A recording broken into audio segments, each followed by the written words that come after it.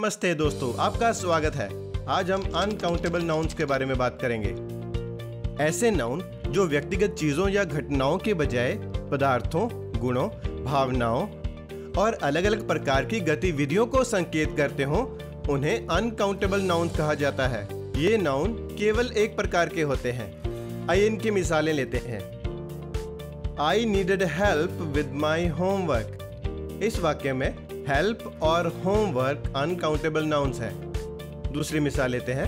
The children had fun playing with the puppets. इस वाक्य में फन एक अनकाउंटेबल नाउन है। अब एक बी केयरफुल टिप। ऐसे बहुत सारे नाउन्स जो इंग्लिश में अनकाउंटेबल नाउन्स होते हैं, वो दूसरी भाषाओं में काउंटेबल नाउन्स या प्लूरल नाउन्स भी हो सकते हैं। अनकाउंटेबल नाउन्स के बारे में हमें एक और रूल को याद रखना चाहिए।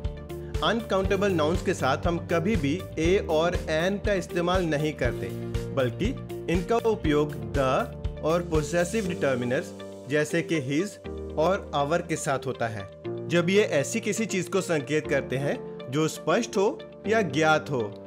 मिसाल के लिए, I like the music but the words were boring. इस वाक्य में बोलने वाले और सुनने वाले दोनों को पता है कि किस म्यूजिक की बात की जा रही है। दूसरी मिसाल, शी एडमायर्ड हिज इंटेलिजेंस। इस वाक्य में यह स्पष्ट है कि किसकी इंटेलिजेंस की बात की जा रही है। अनकाउंटेबल नाउन्स के एक और रूल के बारे में जानते हैं। जब हम किसी अनकाउंटेबल नाउन को किसी वर्ब के सब्जेक्ट के रूप में बताते हैं, तो हम वर्ब की सिंगुलर फॉर्म इस्तेमाल करते हैं। मिसाल के लिए, इलेक्ट्रिसिटी इज डेंजरस। इस वाक्य में हमने अनकाउंटेबल नाउन इलेक्ट्रिसिटी के साथ सिंगुलर वर्ब फॉर्म यानी इज का इस्तेमाल किया।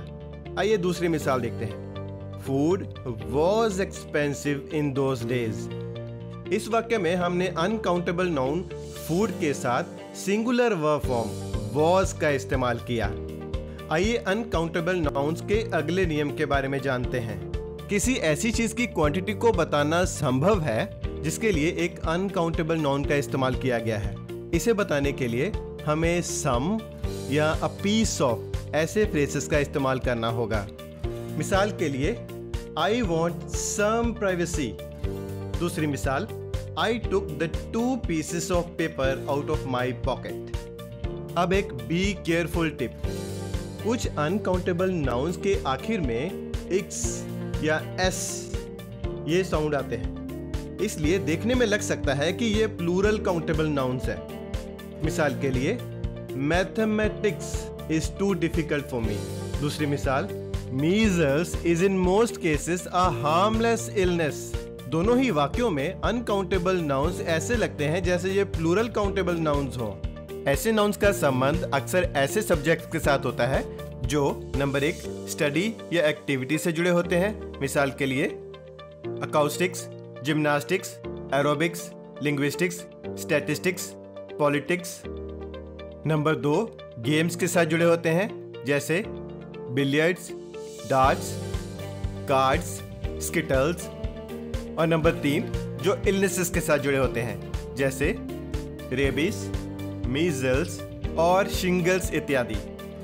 अब तक हमने काउंटेबल और अनकाउंटेबल नाउन्स के बारे में जाना है।